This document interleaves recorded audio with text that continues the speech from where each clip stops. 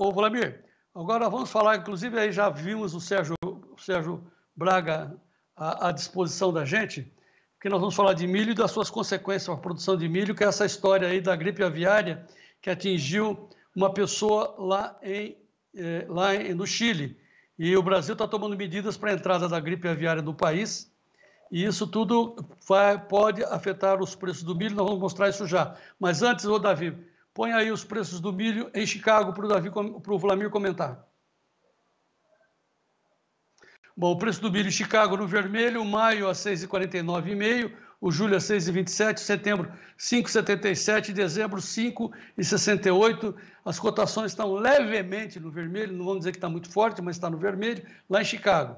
E o milho aqui no Brasil continua no vermelho. Ontem nós mostramos uma queda acentuada e o milho no Brasil continua perdendo 0,45% de valor, o maio a 81,93, julho 81,10, setembro 81,10 também, novembro R$ 83,31, não passa desse valor de 83, mas será que esses valores na B3, Vladimir, já tem o peso dessa notícia aí da gripe aviária no Chile?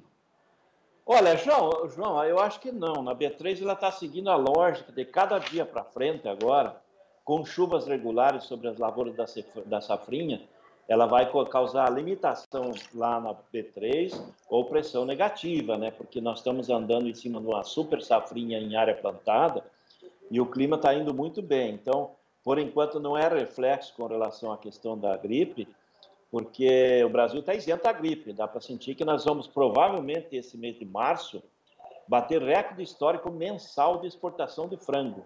Provavelmente vai ser o melhor mês da história do Brasil na exportação de frango, justamente em função desses problemas dos demais países. A nível global, isso certamente afeta um pouco, porque tem muitos países com gripe aviária, ele acaba diminuindo o plantel aviário, a demanda menor, dá para sentir que frango está dando sinais que vai ter reação internacionais nas cotações, as cotações subindo lá fora. O ovo no mercado global disparou, e isso é sinal, porque muitos países tiveram a gripe aviária, o próprio Estados Unidos com gripe aviária no plantel de ovos deles. Isso é um sinalzinho aí de limitação de demanda, né? E por isso que Chicago também está se preparando pelo uso de amanhã, mas com um pé atrás em função de demanda, né? Vamos ter que ver a demanda do etanol, de outras demandas do milho crescer, né? Então, esse é o quadro. E falando lá em Chicago, no mercado internacional, João, a gente já falou da soja, o mercado espera aí que a área de milho venha na faixa de 36,7 milhões de hectares. O ano passado foi 35,8, a área estimada inicialmente em março. Só que o plantio efetivo ano passado foi 33,1. Então, dessa maneira, 3,6 milhões de hectares a mais que a safra passada. É mais um peso, é por isso que a gente vem comentando. As notícias que a gente tem de lá, do pessoal lá, dos analistas, do pessoal que são mais coerentes, todo mundo jogando as fichas que vai aumentar a área de soja e milho americana amanhã. Tá. Agora vamos trazer para a conversa o Sérgio Braga, que é um especialista de carnes e pecuária. Sérgio Braga, cadê você? Muito bem. O Davi, pode colocar os três na mesma tela? Então, o Vladimir não está achando que vai afetar os preços do milho, mas há preocupação, primeiramente, para nós, para os seres humanos, essa notícia desse contágio de uma pessoa lá do Chile?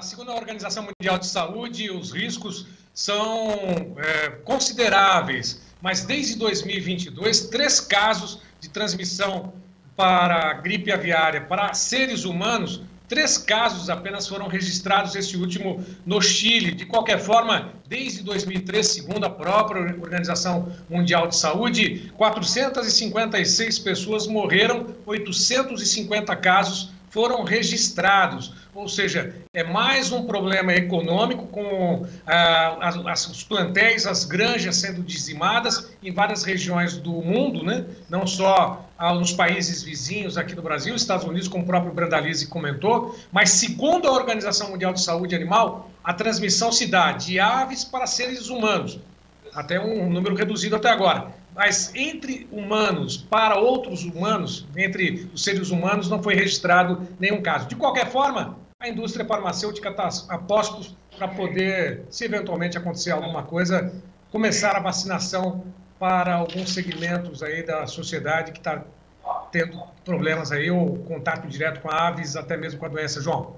Eu tenho a informação aqui do Ministério da Agricultura suspendendo preventivamente a realização em todo o território nacional de exposições, torneios, feiras e demais eventos que tenham a presença de aves. Então, para evitar a gripe aviária, não tem mais aves, não tem nenhum franguinho, nenhuma exposição, né? Lá na Expo Inter, no AgriShow, Agro Brasília, pode esquecer, não teremos aves. E a portaria terá duração de 90 dias. Recuperando, então, o que você falou, Sérgio, então, 800 casos... 800 casos, 456 mortes, mas vamos lembrar mais uma vez, como sempre a gente fala aqui, antecipando essas informações, granja de aves ou até mesmo suínos não é local de visitação pública. O Brasil está fazendo a lição de casa nesse sentido, os produtores também, e certamente não teremos problemas aqui com a gripe aviária. Se tiver, será controlada rapidamente, João. Tá, para botar o Vlamir na conversa, quer dizer, a gente está aqui dando informação, querendo evitar qualquer motivo de pânico, né? Então, como o Sérgio disse, de acordo com a Organização Mundial de Saúde, não se transmite a gripe aviária de humano para humano, mas também não se transmite consumindo a carne de frango. Provavelmente, essa pessoa lá no Chile pegou por estar manuseando aves contaminadas. Seria isso, Sérgio? É exatamente isso, de aves, animais marinhos para seres humanos. E os casos que foram registrados até agora, ou em granjas industriais, ou até mesmo com aves silvestres, no caso foi contato direto com a ave contaminada, João. Pois é. Hein, Vlamir, tem pessoas aqui reclamando, dizendo que isso daí não passa de lorota. Eu não queria estar na pele de quem pegou a gripe aviária. Como é que você avalia, Vlamir? Olha, João, a questão é essa aí, é que nem a lorota da nossa pandemia aí, né? Ele, a hora que pega é complicado. A situação é a seguinte, João, no Brasil é todo controlado, é tudo fechado o setor de aves. O nosso grande problema é controlar as aves migratórias, as aves selvagens, né? Para não ter algum caso aí no Brasil, porque isso acaba desvalorizando o frango brasileiro, né? Então, por enquanto, nós estamos livres. Dá para, que nem eu citei, nós vamos passar a andar perto de 470 mil toneladas embarcadas de carne de frango agora em março. Já fechamos a penúltima semana perto de 400 mil toneladas. E o setor de ração esse ano vai bombar, João. Ele está indicando aí que vai ser recorde histórico de consumo. É recorde histórico de consumo de ração e automaticamente milho interno. Então isso é positivo. Mas não dá para assustar a população, né? Se a população começar a não querer consumir a carne de frango, vai ficar complicado, né? Porque a picanha está complicada, está difícil, vai ter que ficar abóbora mesmo. Para abóbora.